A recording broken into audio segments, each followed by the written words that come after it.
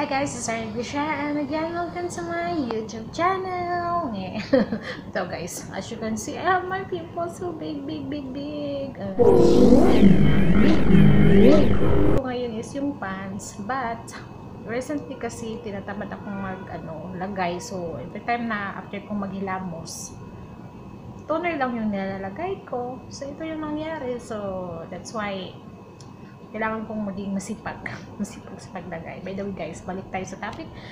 Our content today is about maglilinis ako ng silver.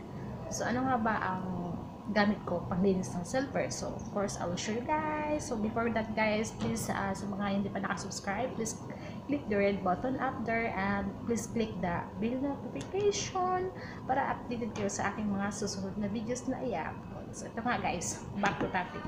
So maglilinis ako ng silver, as you can see.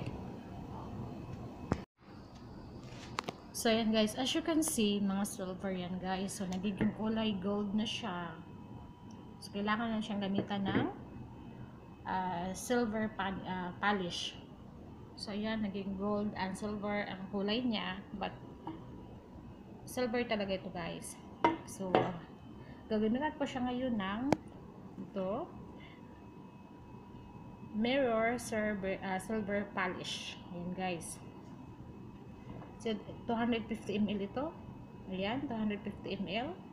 Klaro ba? 250 ml.